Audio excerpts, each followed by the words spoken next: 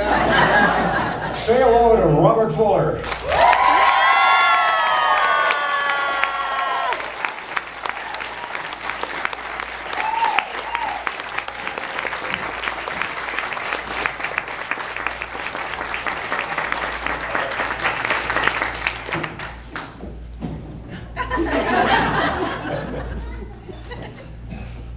Our panelists are from different parts of the country. One from New York, one from Arkansas, one from Florida, one from the West Coast.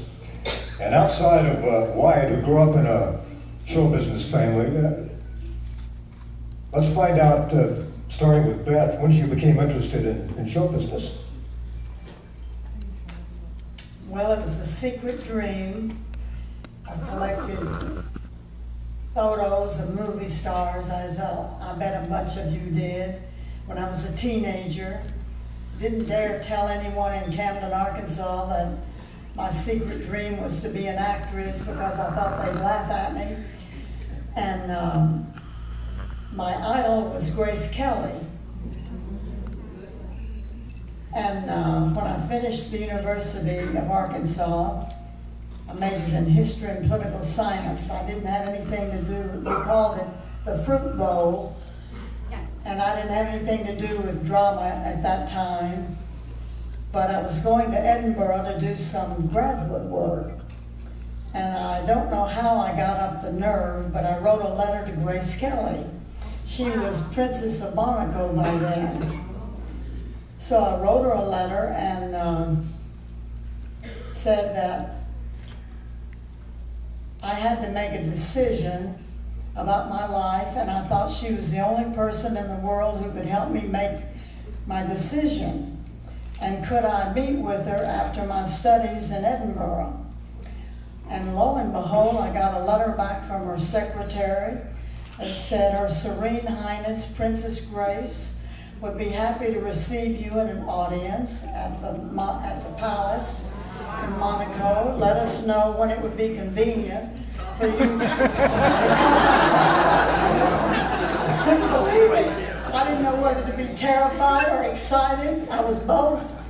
So after my studies, I went to Monaco and had a meeting with Grace Kelly. Asked her how, she was the first person I ever told that I wanted to become an actress. I said, it's been a dream of mine, but how does one become an actress? She said, well, the best teachers are in New York and you have to study first. I knew she had studied in New York with Sandy Meisner. So after being in Europe for a year, I went to New York and studied acting with Sandy Meisner, her teacher. And I tried to follow in her footsteps as best I could, because I didn't know anything coming from Camden, Arkansas, and New York City. The whole thing was so overwhelming. And so I tried to do the things that I had read about that she had done, like holding out for the best agents. She had been with the biggest agency when she was an actress in the 50s. So I thought, well, I should hold out for William Morris, which was the biggest agency when I was there in the 60s. And that worked out fine, and here I am.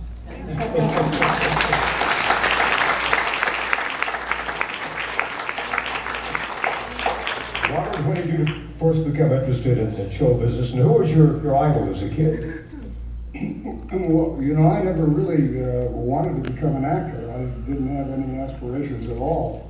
I was, as you said earlier, I was the doorman at Grumman's Chinese Theater in a Chinese outfit, making 35 cents an hour, and ran into a bunch of guys that worked extra in the business my age. I was, I guess, 17 or something at that point.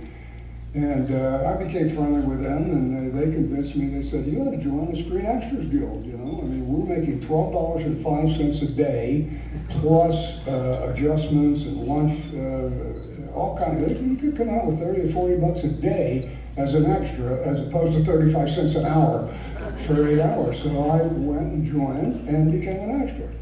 One of the first pictures I worked in was the 10 Commandments. I probably worked in over 100 motion pictures as an extra, and then of course got drafted. I was 19 years old, the Korean War was on. And when I came back from Korea, and my best pal, as you said, was Chuck Courtney, Dan Reed on the Lone Ranger, and he had started studying with Richard Boone. Now, Dick Boone had not done Have Gun Will Travel yet, but he was an upcoming actor in Hollywood and opened up an acting class. And Chuck convinced me to come one night and sit in, which I did. And Dick asked me to do an improvisation, which I didn't even know what that was at that point. But he said, well, I'll get a girl from the class, and I'll give you a story, and you two think it over, and then come out and ad-lib it. So I said, okay, why not? I think I was 22 at the time, and I did it. And afterwards, everybody wound up. The class had been going on for about a month, maybe. We wound up at a bar where Dick was a good drinker and smoker and a wild guy, and I loved him. And he came up to me and he said, Bob, he said, you did very well on that improvisation. I think you should study with me. I think you have a chance of becoming an actor. And I said, you gotta be kidding. Why do you think that? He said, I just saw something. He said, study with me. I said, what the heck? So I went back to working extra and studying with him. He was charging us $25 a week or a month for 2 nights a week, which was unbelievable. And he was a great teacher. He sent me back to New York to study with Sandy Meisner at the Neighborhood Playhouse in 1956. And it was 56 when I came back and got my first movie with Chuck, Teenage Thunder. But I have a real quick story to tell about class. The very first night that I came back to class to start for real, my buddy Chuck Courtney, myself, and another actor, stuntman, Jerry Summers, the three of us are in class, and all of a sudden, Charles Bronson walks in. And he's sitting there. Now, Charles, this is 1956, so Charles hasn't, it's not the Charles Bronson at this point. But anyway, Dick looks at Chuck and Jerry and myself, and he says, all right, you three, come up. He said, get under that table, and I want you guys to be kittens and to play around underneath that table like you're kittens. And I looked at Chuck and Jerry, and we looked at each other. Now, the object of this is to get rid of inhibitions. And that was one of the things, well, most actors have inhibitions. And if you can do something like that, there's nothing you can't do. So anyway, the three of us get up and we get under the table and we start going, meow. Meow. And Dick says, stop. He said, I want kittens fighting. If you can't give me kittens fighting, get out. Chuck and Jerry looked at each other and we said, let's go for it. And we went, I need to under the table's going up, we're going crazy, falling, the table falls over, we're up, we look up, and Charlie Bronson goes, boom! Out the door and never came back.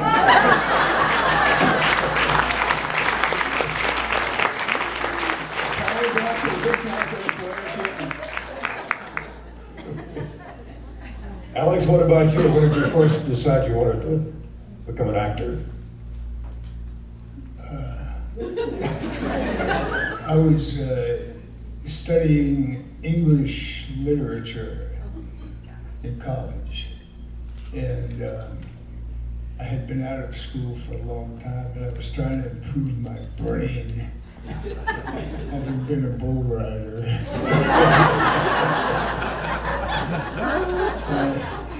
I got interested in, at that time I knew that Shakespeare and Hamlet went together somehow. But I wasn't sure which one wrote what.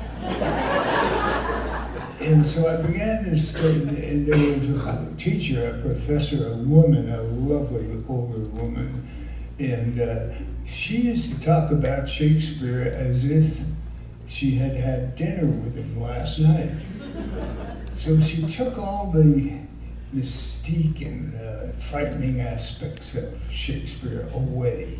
And it was like she'd come in and talk about a scene as if he had explained it to her last night.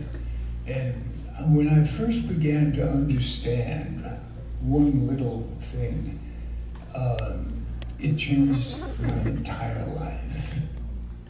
Then I realized why Shakespeare was called a genius. And so I went on with that for a while, and it didn't take me long to realize that all of the pretty girls were in the dramatic arts department. They weren't sitting there studying Shakespeare. So I began to take some of those classes that locked over history of the theater, voice and diction, and anyway, that's how I started.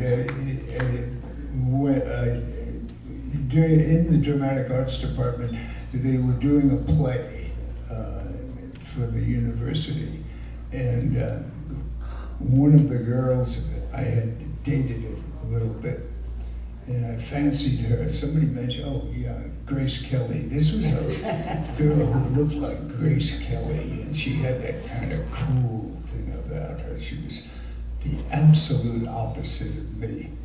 And she came up to me and told me, I had to by then get up in front of the class and read stuff. And she told me that they were doing this play, and she said, there's a little part in there of a farmer.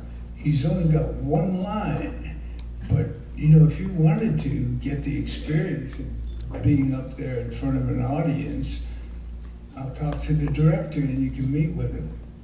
I got the part of the farmer with the one line. And at the end of the play, it was, I think the play was Our Town. It was quite a well-known play. And at the end, when we went out for the curtain call, and I stood on that stage, of course, we were all lined up, and that audience, it was a big, full house, and they applauded. And I, of course, wasn't so dense that I thought they were applauding for me. But nevertheless, that applause had an effect on me. And I thought, this is pretty cool. And that's how it started. That's how I got started. Yeah.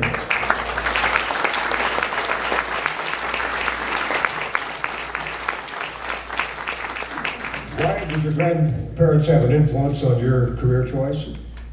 Absolutely. Well, my grandparents, number one, that scene was my grandmother as well, so that was from Four Faces West, so that was the two of them together, just so you know. So,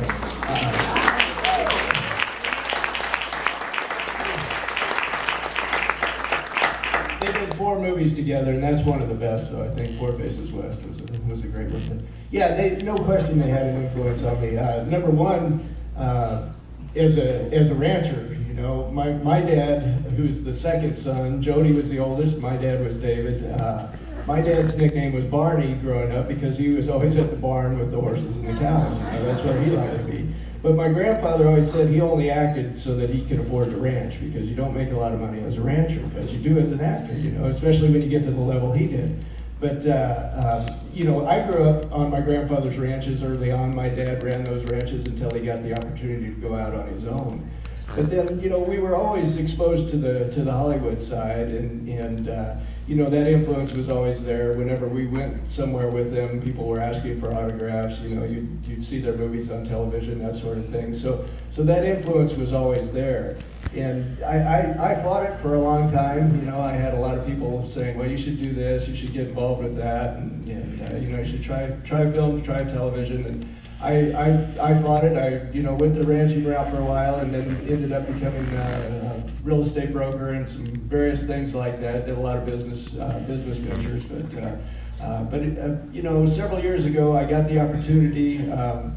hooked up with a gentleman who had been director of photography on Star Trek and some big films and some big television shows, and we hit it off, and we formed a little business partnership, and that's how we started our production company. Now on the acting side, you know, my first acting role was the influence of my grandmother. I played the rabbit in Alice in Wonderland, and I got the first grade. So you know, it was always there. But, and I remember going out on stage and just looking for her to make sure I was okay, you know, that I was doing what I was supposed to be doing. But you know, it was always there, and it's just progressed from there. I've been really blessed. I've been blessed to have them as grandparents, and been blessed to be a part of this family. But further than that, I've been blessed to work with people like Ernie Borgnine and Lou Diamond Phillips, and you know, the first extra role I had was in a movie called Almost an Angel with Paul Hogan, and I had to walk off of the street while he was up on the curb because he was so short, and they didn't want me to look taller than he did. That sort of thing. But then I've been able to go on and do some things for the History Channel. I got to work with Buck Taylor last year in a little independent western, which was just a lot of fun for me to get to work with Buck. Which was,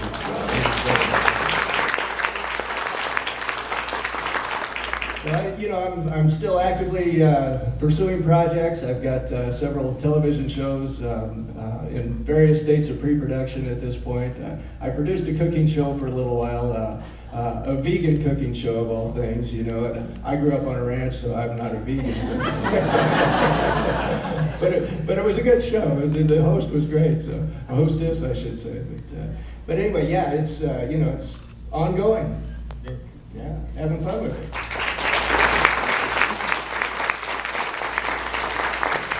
Questions from the audience. We have 2 roving microphones out there.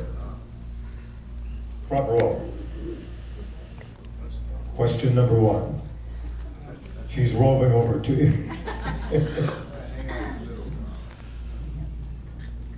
Hi, this is for Bob. I want to know on the different mounts that you use to get onto your horse. Were those written into the scripts, or was that something that you decided to do to show off your skills? I mounted that horse just like a walk up the stairs. It was there. Yeah.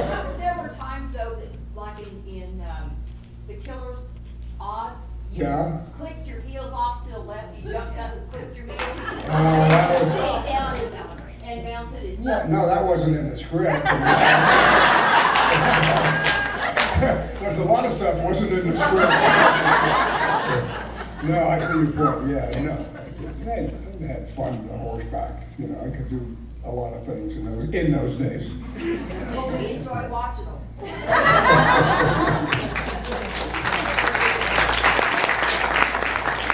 That was one of your old dance moves, Bob. Yeah, thank you, Wyatt.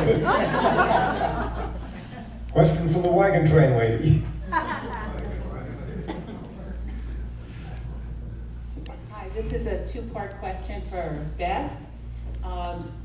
Last night we viewed an episode from Bonanza called The Single Pilgrim, I think it was called, and you were on there with Dan Blocker. I have 2 questions. One, what was it like working for Dan? And most importantly, how did you get that part? Dan Blocker was just a lovely man, sweet, and I enjoyed so much working with him because that whole show was pretty much the 2 of us. As to how I got it, Ellen, I told a couple of people this story. It was the only role. Are you all familiar with that episode? The Single Pilgrim, it was called, and my character was Dilsey. And it's the only role I ever got without help from my agents. I had done a Bonanza the season before. I was Michael Landon's girlfriend on that show. It's called Ellen. I'll tell you a little something about that, and then I'll talk about Single Pilgrim. Michael Landon and I played his old girlfriend, and he and I had a kissing scene. So we did a take and we kissed, and then Michael said, I think we need to do another take. We must have done 6 or 7 takes. The crew would laugh and then we would do that again. But anyway, back to Single Pilgrim. I had made friends after that first season with the producer, a lovely elderly man named Dick Collins. And about every 6 weeks, Dick and I would have lunch. And so we were having lunch one day, and he said, we'd like to use you again this season, but we don't have a role that you're right for. He said, for example, we're casting something next week, but you're not at all right for it. He said, she gets beat up by her father-in-law, and she should be very depressed. I said, oh, I can be depressed. He said, no, you're not at all right for it. She can't be pretty. I said, I'm not pretty without makeup. I said, well, at least let me audition for it. No, he kept saying, you're not at all right for it. I said, well, let me at least come in and audition. Finally, just to shut me up, he said, okay. So I went to a Salvation Army, and I bought a washed out paisley dress that was about 3 sizes too big. I tore the hem out on one side so it would hang down, and I didn't wash my hair for days. Pulled my hair back that morning of the audition into a bun, a knot at the back of my neck, didn't put on any makeup, got up very early and thought about all the things that depressed me. I put dirt under my fingernails, dirt under my toenails, I wore flip-flops, and I went into the Warner Brothers lot. And I went into the Bonanza office, and the receptionist thought I was a homeless person. I'll never forget the look on her face. She was so shocked to see me. And she said, in a very compassionate way, she said, may I help you? She thought I had wandered onto this lot somehow. And she couldn't believe it was me. And so then I went in to see the director and the producers. They couldn't believe it was me either. And they were speechless. They didn't say anything. They just looked at this creature coming in with the dirty toenails and fingernails and this dress. But anyway, I got the role.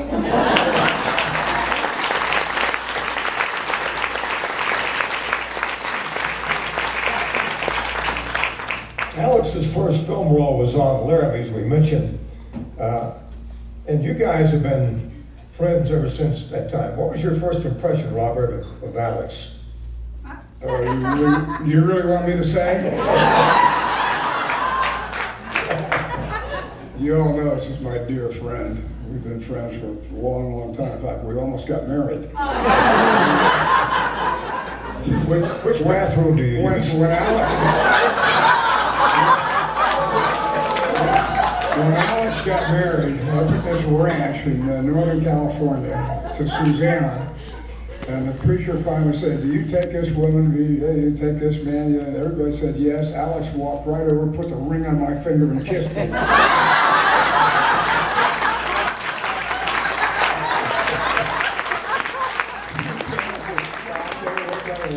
Unfortunately, it wasn't on camera, but it would have been great. But that's Alex for you. No, Alex, Alex, of course, did The Mountain Man with Dan Duryea, one of my favorite actors of all time, and he played the son of Dan Duryea. So that's the first time I met Alex. This is 1959, right? Black and white. It was 59, and it was your first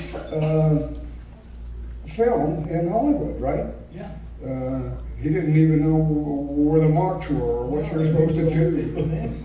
when the guy comes up and he draws with a white piece of chalk, and he's drawing a line around my feet. I thought, what is this guy up to? Of course, he was telling me where I had to be standing because it was a close-up. I didn't know the difference between a close-up and a wide shot. I thought everything was on me. So anyway, he comes on the set and we get introduced in the morning. We start doing some scenes together, and I realize that I'm working with a very fine actor who has studied, has done plays and whatever, and I'm saying, wow, we're going to do some good scenes together. So we worked for that day, the very first day. And that evening, after we wrapped, as usual, you guys got to remember there were 32 Westerns in prime time at that point, and there were 32 Western bars in North Hollywood. And I never even took my spurs off before we went to the first one after a wrap.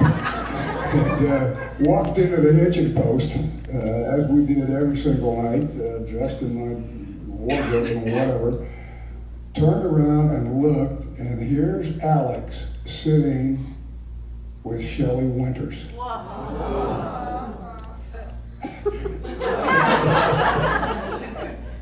Alex, hey Bob, say hi to Shelley. Miss Winters.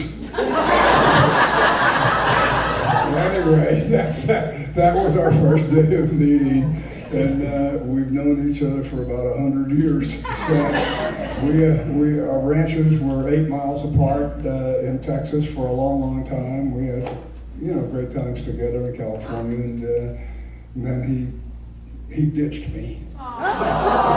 He moved to the Carolinas, and so we can't go to any of those sandwich places anymore.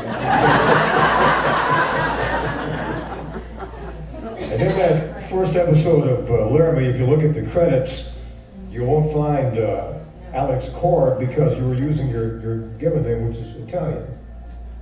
Alex VSP. Yes. And How did you choose? I know Mr. and Mrs. VSP and fell in love with them and drank a little wine with his dad every now and then.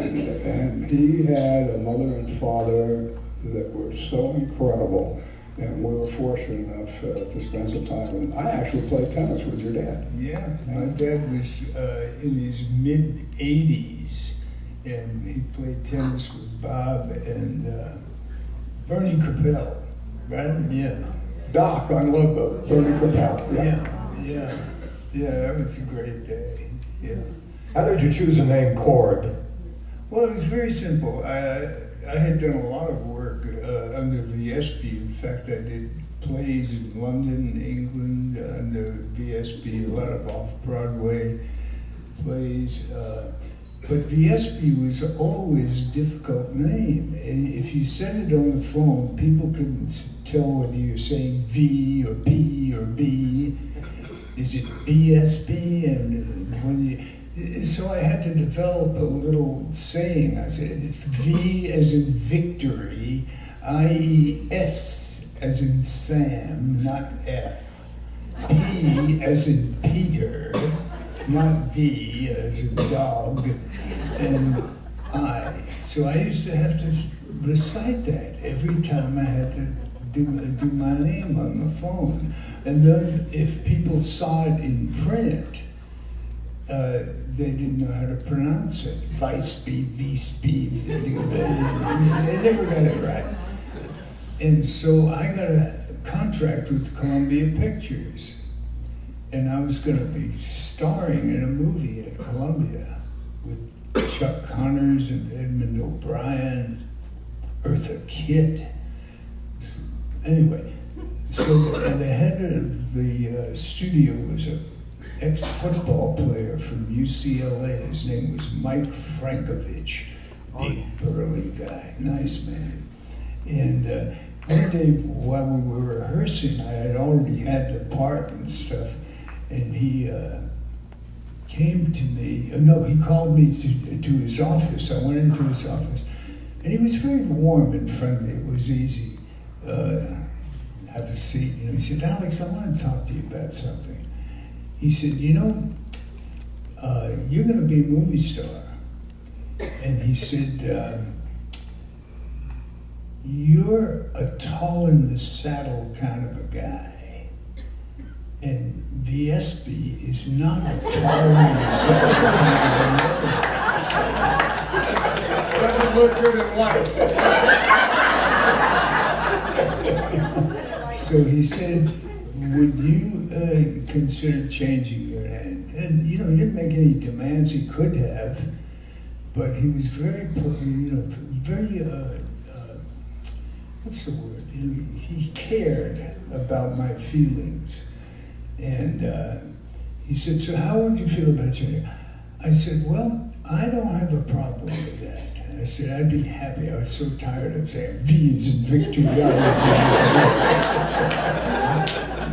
So I said, the only thing is, I'd have to tell my dad.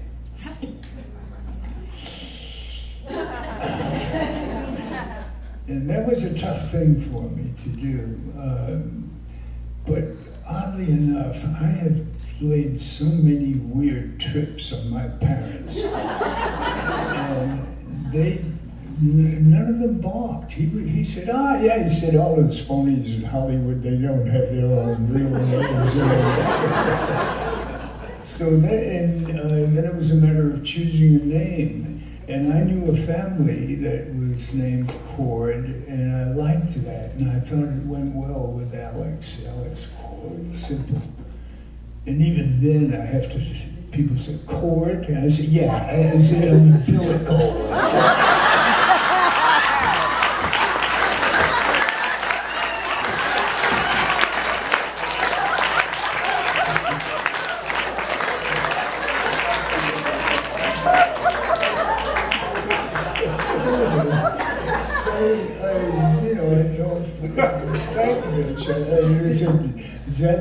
I said, but I'm keeping Alex.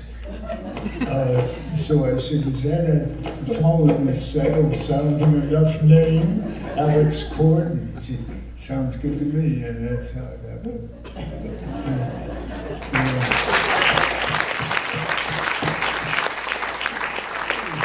Question for the audience. Who has one? Ray has one. Can't talk about Joel McCrea without asking Mr. Fuller, who actually worked with Joel McCrea on Mustang Country, to talk about that experience. Well, I will very easily. I'll tell you, and I'm very, very pleased to be friends with Wyatt and his lovely wife Lisa, that I've known for quite a while now. And we were standing out in the hallway there, watching that film clip right there, and I think most of you all know that Joel McCrea was my idol. I just thought that this man was the best actor, the best cowboy, the best horsebacker that ever lived, bar none. And patterned the way I rode after him. And it's just a thrill to be with Wyatt and Lisa and be friends with them, and to know that I had the chance to actually be in a film with Joel and meet Frances. She came up, we did a show called Mustang Country up in northern Canada, Banff, and spent, 3 or 4 weeks on location up there, and Joel immediately knew that I was a puppy to him, it was Mr. McCrea, can I get your cup of coffee? I mean, just to be in this man's presence is unbelievable. Well, it didn't take long for, hey, call me Joel, Bob, whatever. And every night, Patrick Wayne, myself, Joel, and Frances would go to dinner at a nice restaurant up there. And something I will never forget as long as I live. The two of them probably had been married, tell me if I'm wrong, Wyatt, at least 50 years at that time. They held hands at dinner every evening. And God, it was unbelievable. Yeah.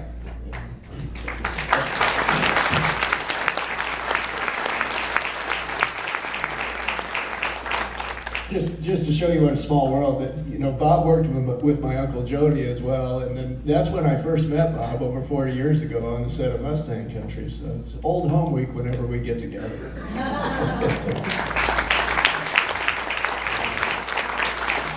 Well, that film was made, before it was made, your granddad had been retired for a number of years. Tell us how they got him out of retirement to do this movie. Well, he had done you know, Ride the High Country was his last big budget film, which came out in 1962, Sam Peckinpah, he and Randolph Scott together, which is a classic film. I mean, most people still put it in the top 10 of all the westerns made, but he had been fairly much retired. He had done a few small things. He did The Young Rounders with Casey Tibbs and a couple of little shows like that, some that never got released, but and he helped my uncle with a couple of projects he was working on. But he really, you know, Mustang Country is kind of a Disney type film, a lot of nature shots. You know, he's with an Indian kid chasing a wild Mustang, and I think he just liked the family values aspect of that film. Most of the scripts he was getting at that point, you know, included a lot of sexual innuendo and cuss words and things that he was not used to doing.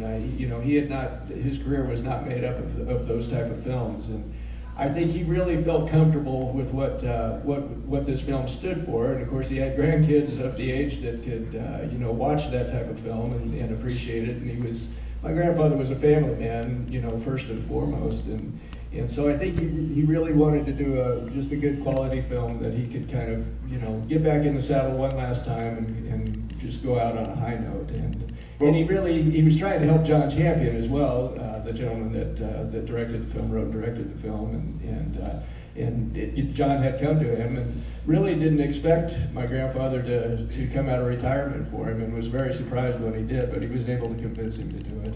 And of course, you know, Wyatt, did you say that it was John Champion? Uh-huh. Do you remember? Yes, of course. Yeah. It was my producer from Laramie that wrote the script and did Mustang Country and brought it. John. And brought it to Patrick Wayne and myself. It's only a 4-person film, and Patrick and I just had very small parts. It was Joel and the Indian boy. But it was my producer, John Champion, that went to Joel and he's got him. Yeah, he's the one who got him to do it. Yeah, I know. What a fabulous moment it was to know that he said, "Yes, I'll do this film." And we shot it in Canada, gorgeous, gorgeous area up there. Yeah, it was a great little film.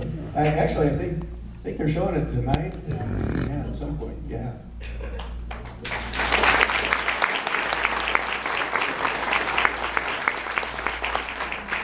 And Beth, Gentle Ben, that was filmed on location in Florida, wasn't it? Yes, it was. Tell us about Dennis Weaver. What was he like off camera?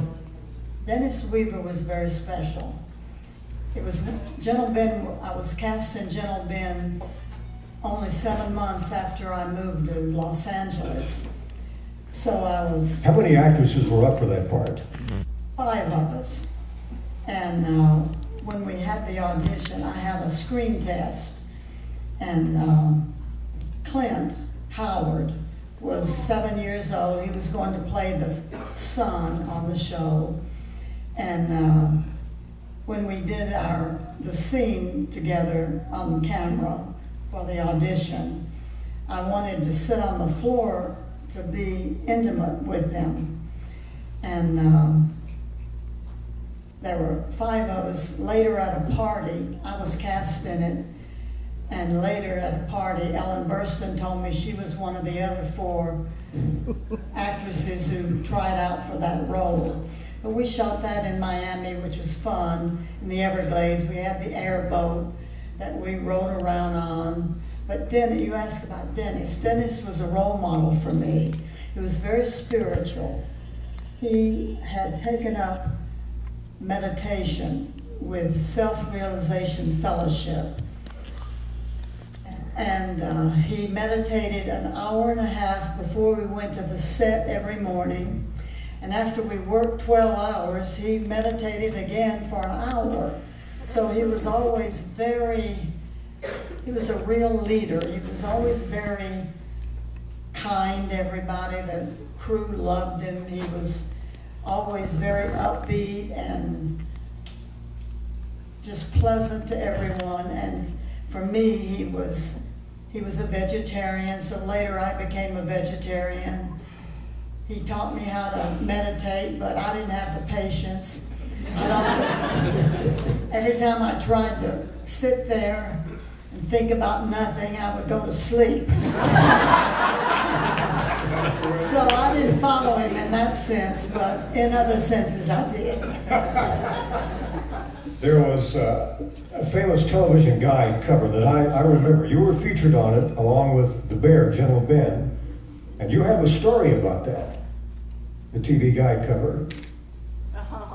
TV guide came down to take pictures of the cast and the bear, and the photographer decided he wanted a picture of me with one of the bears. We had 3 bears.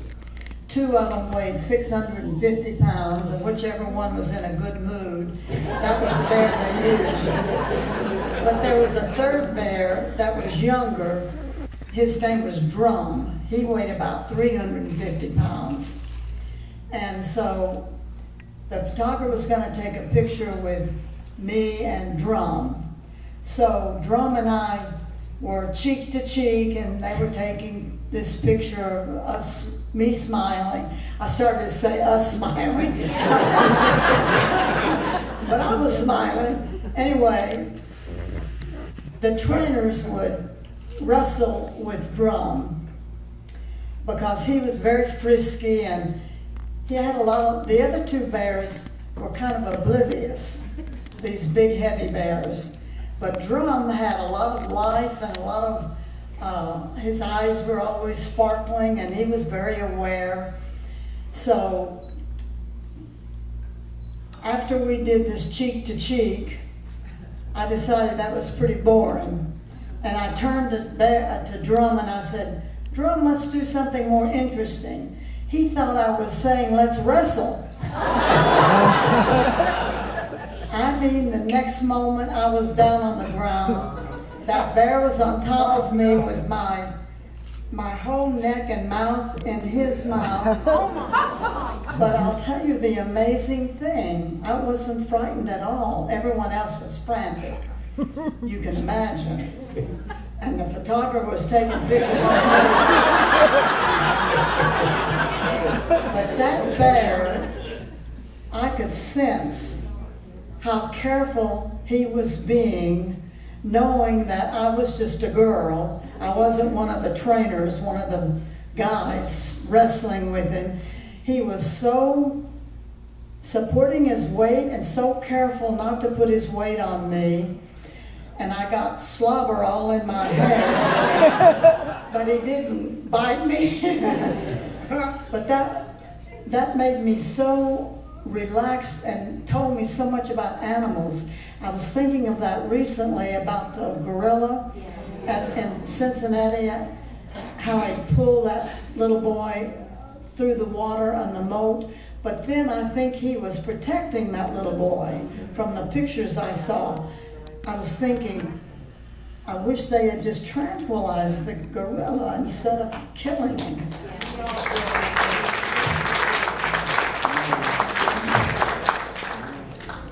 Steve has a question for us. Yes, this is for Beth and Alex. You did shows, stage shows in New York, and I was just wondering if any of them were on Broadway or off Broadway that you remember the titles of. I'd go back to the theater going a long time, so that's why I asked. And what years you did your theater in New York? I did theater when I was studying acting with Sandy Meisner and Lee Strasberg. But it was mostly summer stock and winter stock. I did an off Broadway, a couple of off Broadways, but not Broadway. And nothing you remember titles of? The titles? Of any of your shows? Well, Take Her, She's Mine, Yep. Room Service. Good one. I did about 25 Wow. stage, but I never even auditioned for a Broadway show because I didn't have enough confidence to do that. All right, and And Alex, When I was in college and transferring from English literature to the dramatic arts department. I had studied Shakespeare quite a lot, and I got married. I choke when I say it.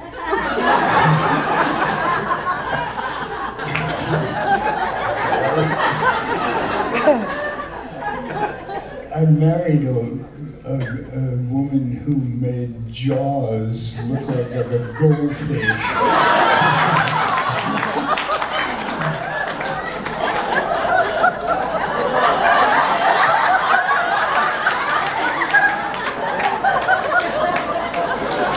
I knew her well. This is a barracuda, I'm telling you. Anyway, there was a big deal going on in the world of theater. A Canadian director, Sir Tyrone Guthrie, was a big-time guy. And he had started a theater up in Ontario, Canada. And it was a Shakespeare theater. They had not even had built a building yet.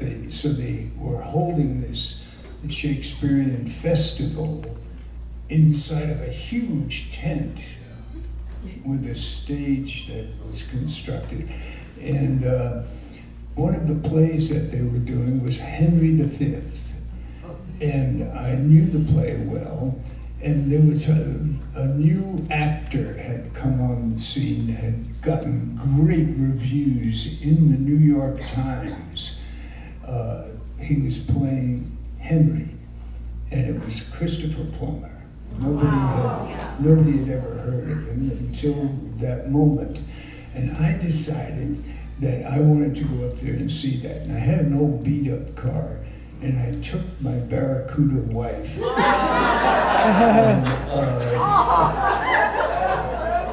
on a road trip.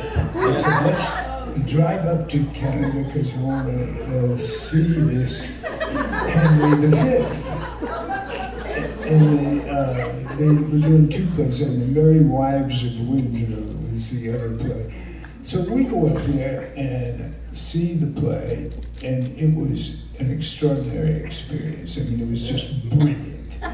And at that point, I had not yet become an actor. I don't know if I'd even done the play that I told you about at the university.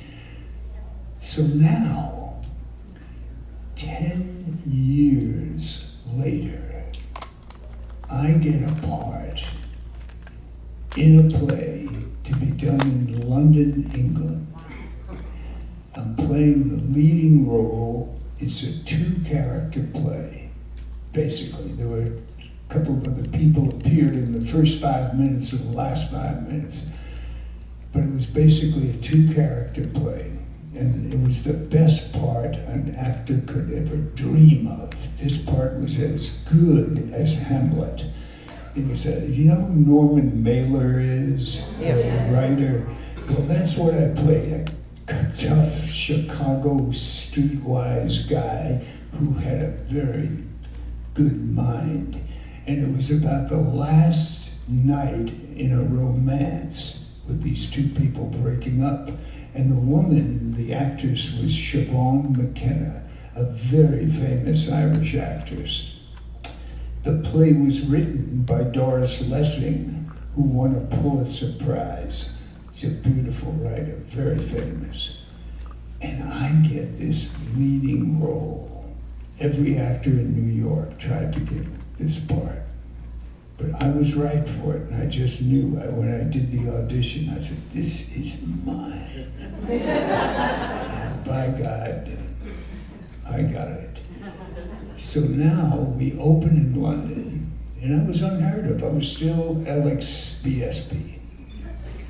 And the reviews for me, I couldn't have written them better myself. I mean, they were glowing. I went from being totally unknown to being a star on the West End in one night. Albert Finney was playing in Luther at the same time. Christopher Plummer was playing in Beckett at the same time. I'm talking about chills, I'm just telling you. And now the London Critics are going to have their awards, a huge event. Big black tie thing in a palace. And the nominees for Best Actor were Christopher Plummer, Albert Finney, and me.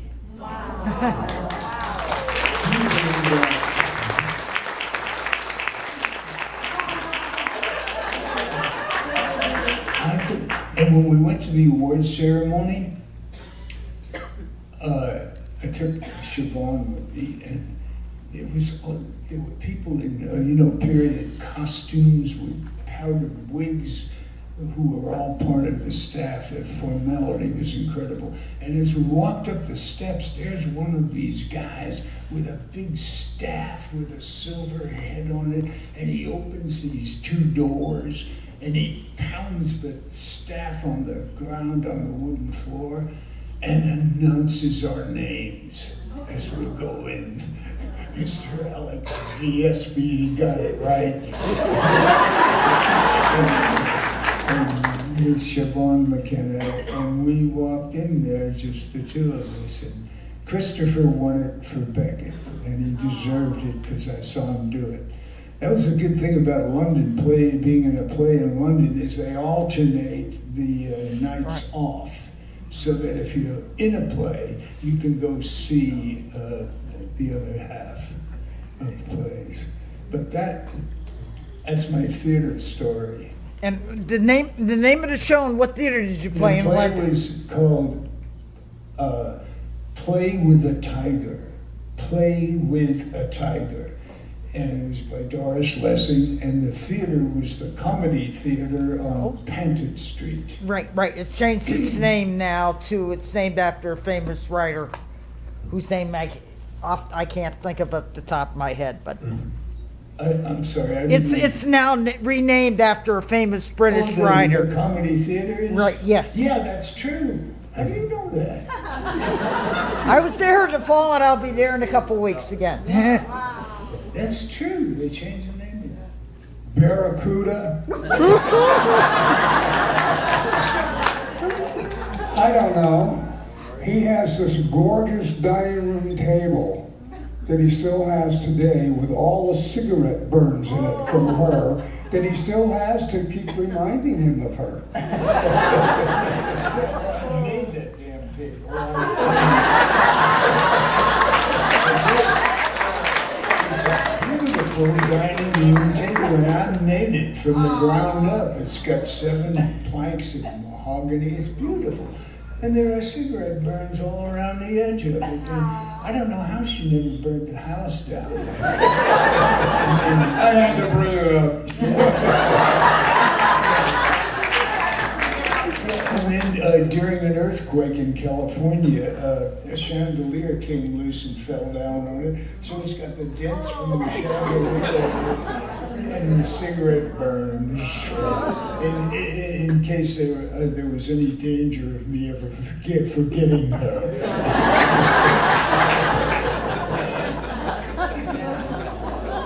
In the 50s and 60s, all three of our actor friends here did a lot of guest starring roles. Some of them did them before they had their hit series, and some afterwards.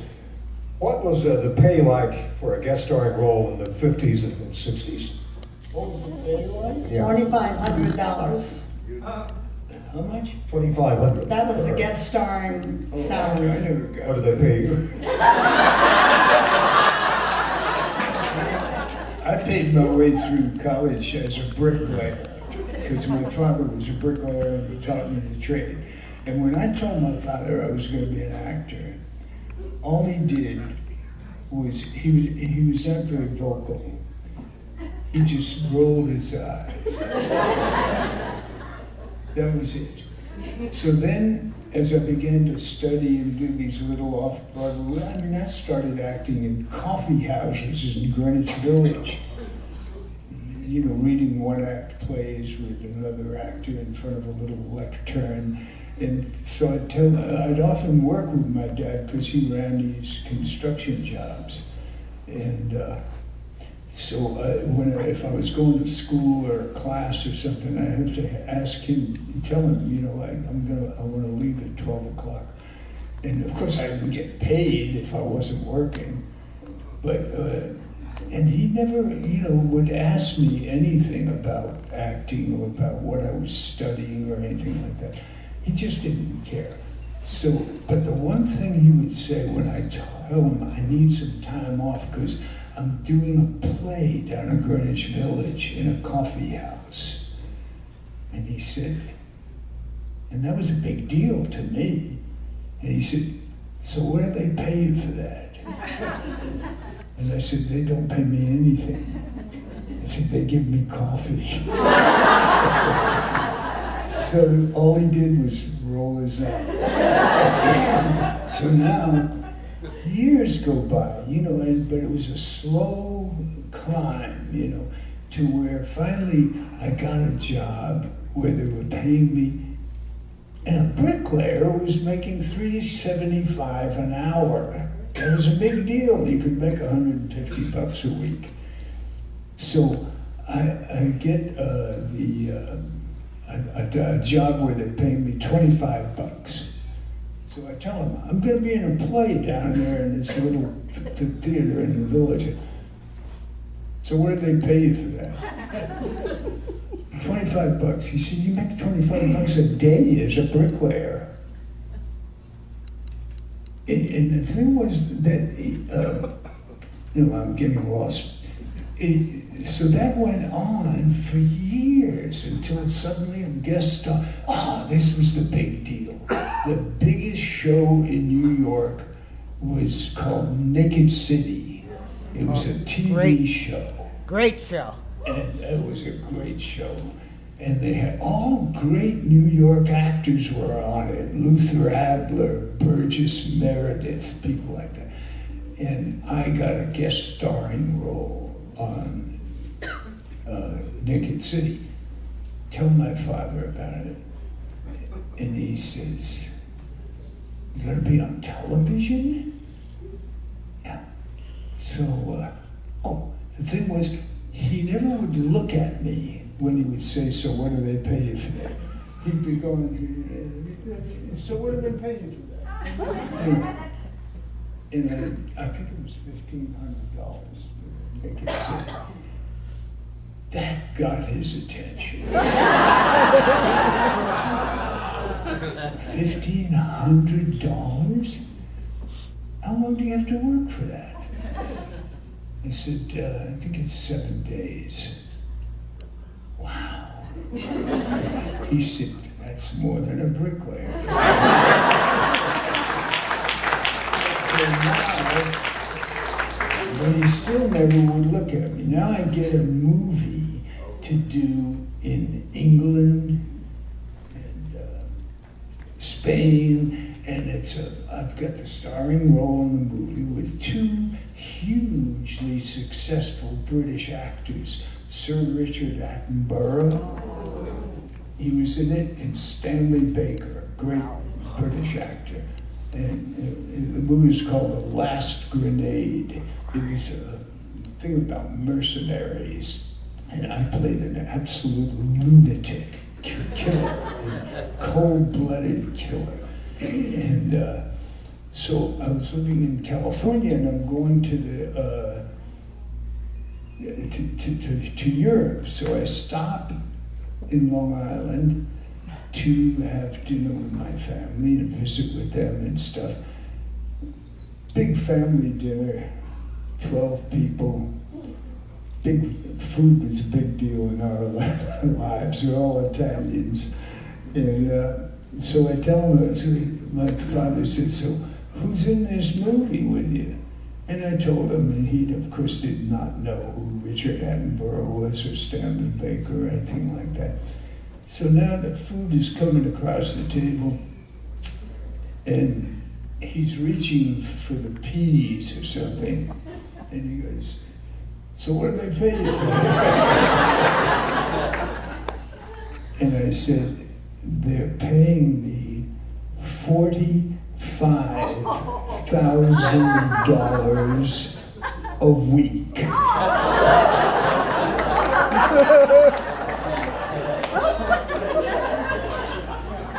The peas stopped.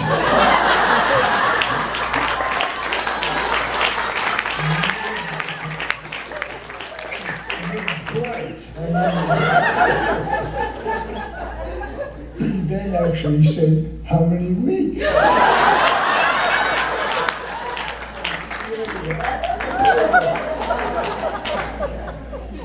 I gotta jump in with one quick thing, because he talks about being a bricklayer when he was a young guy making $3.50 an hour. Bricklaying is not an easy job. Well, he did it. And his home in North Hollywood, which I've been in many, many times, he has built the fireplace, outdoor barbecues with some of the most gorgeous brickwork I've ever seen in my life. And that's, I'm not kidding. I appreciate that very much, because my father taught me to lay bricks. I adored him. He's the greatest man I've ever known. Of all the great people I've met, my father is number one. And so when he taught me to be a bricklayer, I knew, and I was going to be working on some jobs that he was running. He was always a foreman or something. And all of his friends knew me. So I knew that I had to be really good. And I wanted to be the best bricklayer that I could so that he could be proud of me. And I did. I became a really good bricklayer.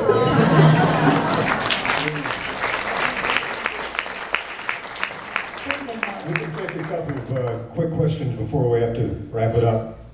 A couple in the back. Toward the back row. I'm loud, I'll be the mic.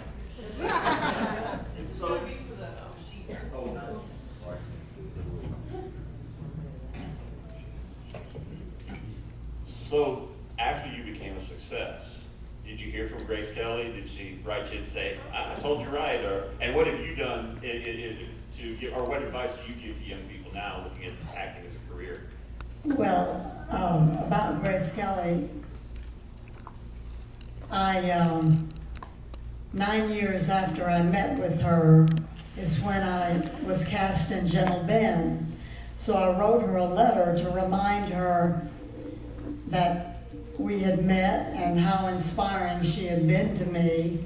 And she wrote me back the nicest letter and congratulated me and said that she was very touched that I had taken the time to write her and tell her what had happened and what I was doing, and that she wished me good luck.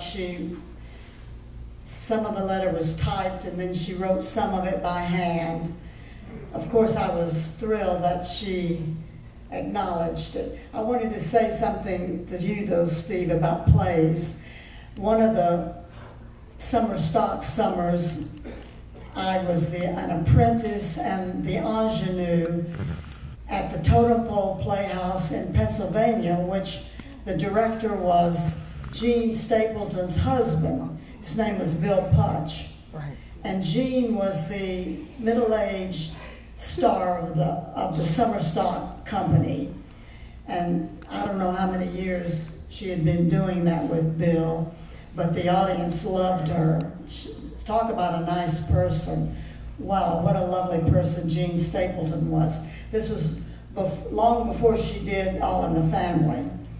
And I was 22, 23, and I remember thinking, you know, when you're that age, you don't know anything, but you think you know everything. And I remember thinking, how could a person like Gene Stapleton at that age and looking like that think that she could become an actress? And then she got cast in All in the Family.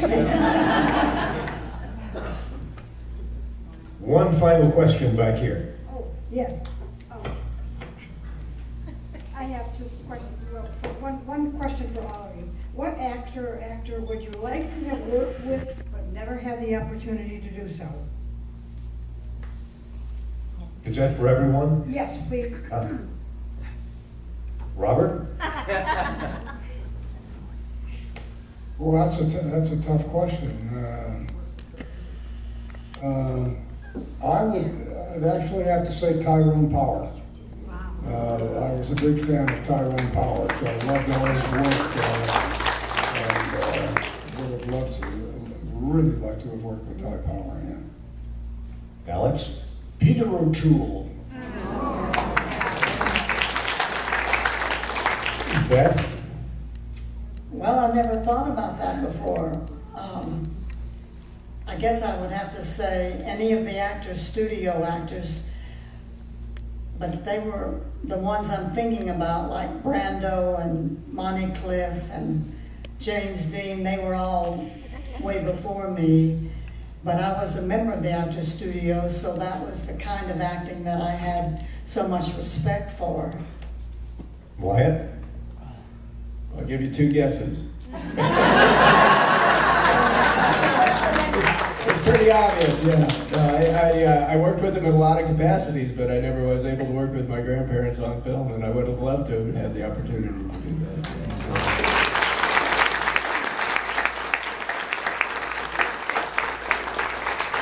Remember the book club panel tonight at 7 o'clock, and then the Gunsmoke episode at 11:30, and then the banquet tickets are on sale. 8:30. Is it 8:30? All right. 8:30 tonight. Let's give a big hand to our panelists.